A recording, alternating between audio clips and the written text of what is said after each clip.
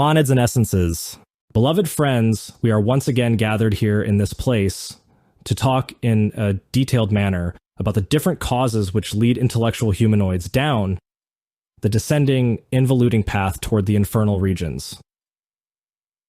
Unquestionably, millions of descending, involuting creatures are crossing Acheron to enter Hades in this instant.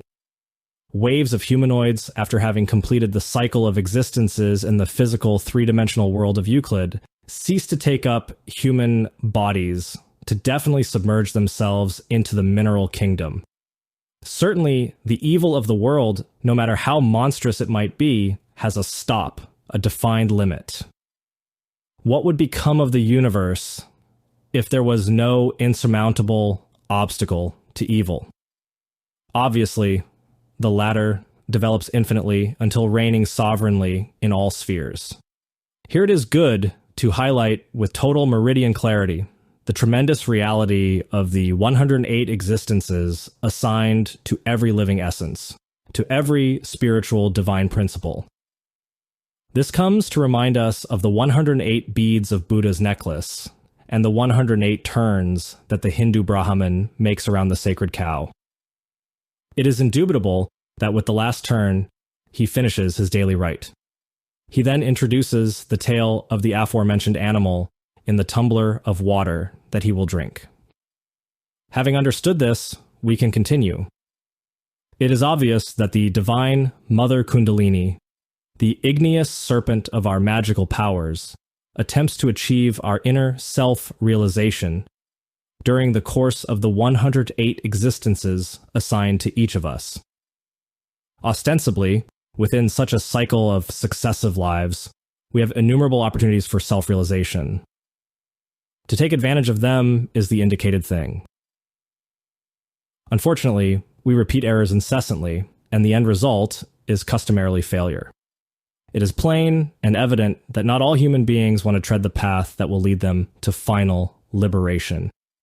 The different messengers that have come from above, prophets, avatars, great apostles, have always wanted to point out for us, with exact precision, the rocky road which leads to the authentic and legitimate happiness. Unfortunately, people want nothing to do with divine wisdom. They have imprisoned the masters, they have assassinated the avatars, they have bathed themselves with the blood of the just. They mortally hate everything that has a flavor of divinity.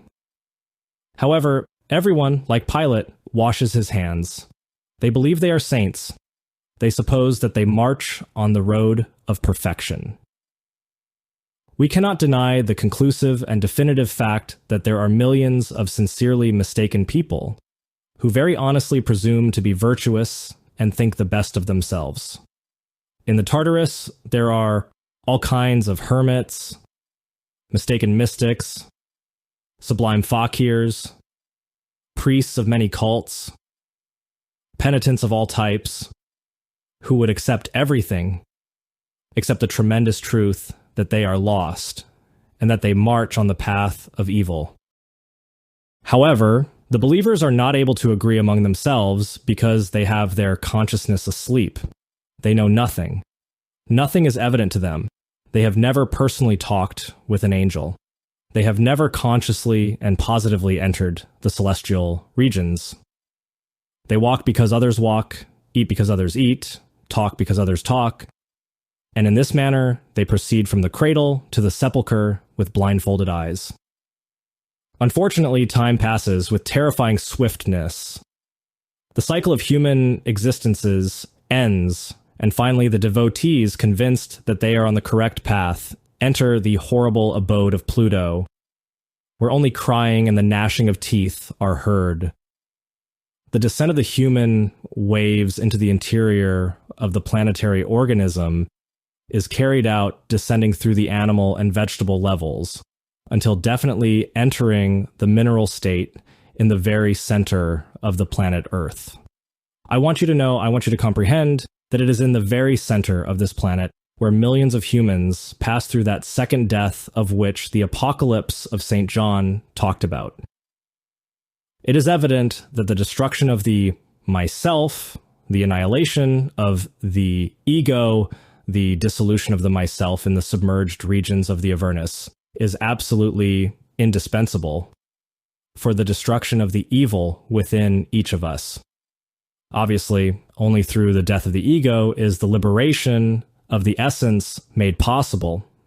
Then the latter resurges, it comes to the planetary surface, to the light of the sun, to begin again a new evolving process within the painful wheel of samsara.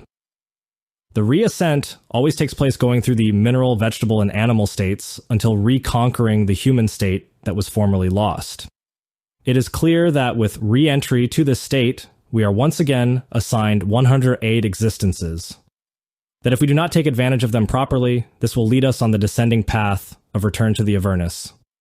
In any case, dear brothers, noble ladies, that listen to me, it is good for you to know that each essence, each soul, is always assigned 3,000 of these cycles of cosmic manifestation.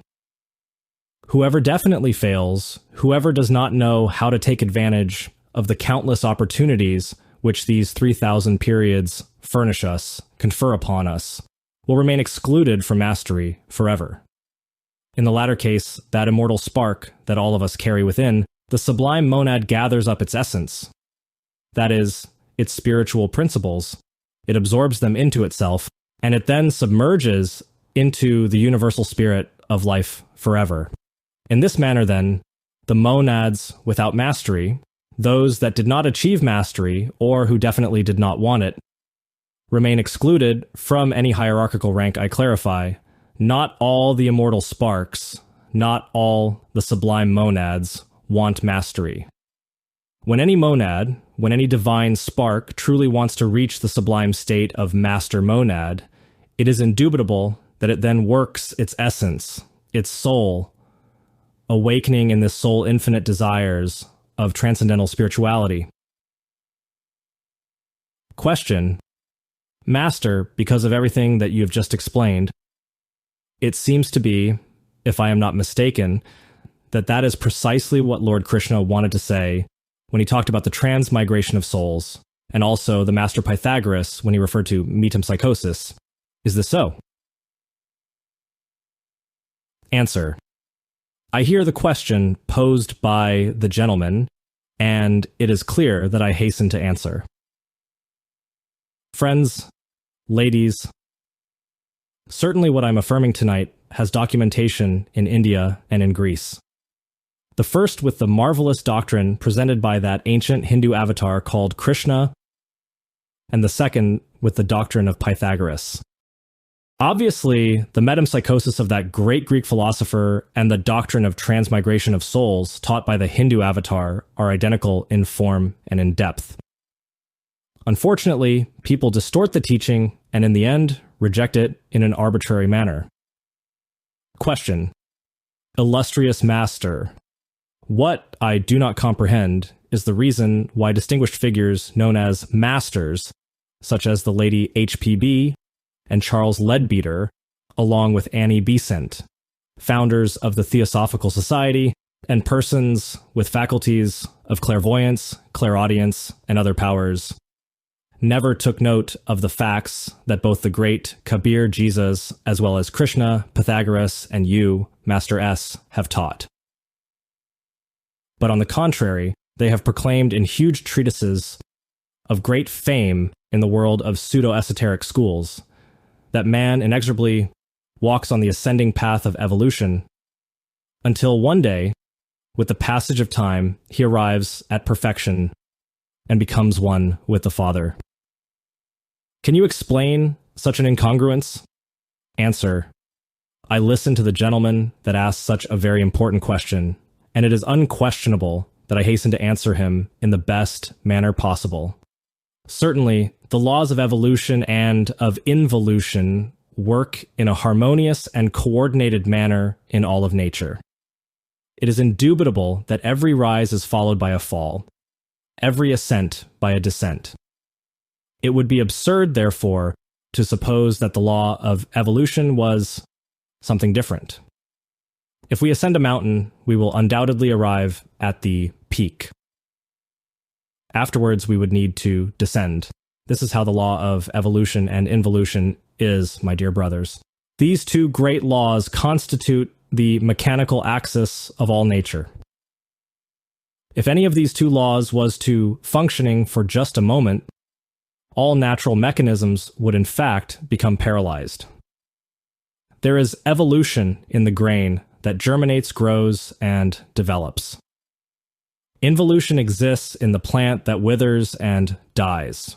There is evolution in the creature that develops within the maternal womb, in the child that is born, in the adolescent, in the youth. Involution exists in he who ages, and the evolving and involutive processes are completely organized within this great creation. Unfortunately, those who have become stuck in the dogma of evolution are no longer capable of comprehending the INF finite, destructive, and decadent processes of everything that is, of everything that has been, and of everything that shall be. Neither evolution nor involution could ever take us to the inner self-realization of the being. If we truly want to liberate ourselves, if we seriously aspire to authentic happiness, we need to, urgently and in an undelayable manner, enter the path of the revolution of consciousness. It is not superfluous to emphasize the transcendental and transcending idea that it is not possible to arrive at the great reality as long as we turn incessantly with the wheel of samsara. Of what use is it, ladies and gentlemen, to return incessantly to this valley of tears, evolve and involute constantly, and to descend again and again into the infernal worlds? It is our duty to awaken consciousness to see the path that will lead us with absolute precision towards the final liberation. Unquestionably, many famous, intelligent persons of occult knowledge transmitted to humanity a simple, elementary teaching at the end of the past century and at the beginning of the present century. It is clear that such persons only proposed to publicly teach the ABC of the secret doctrine. At that time, they did not spend much time in the analysis of the evolving and involutive laws. R. Steiner already affirmed in 1912 that they, the initiates of that age, had only delivered an incipient, elementary knowledge, but that later a superior esoteric doctrine of transcendental nature would be given to humanity. Now, we are delivering this type of superior esoteric doctrine. It is then indispensable not to condemn or criticize those who in the past worked in some way for humanity. They did what they could. Now we should elucidate and clarify. Question: Master, you were saying that some monads have an interest in achieving self-realization and others do not, although all of them emanate from the Absolute. I conceptualize that all of them had the duty to search for their self-realization. Can you explain a little more about this? Answer: I listen to the question of the young man, and I answer with great pleasure.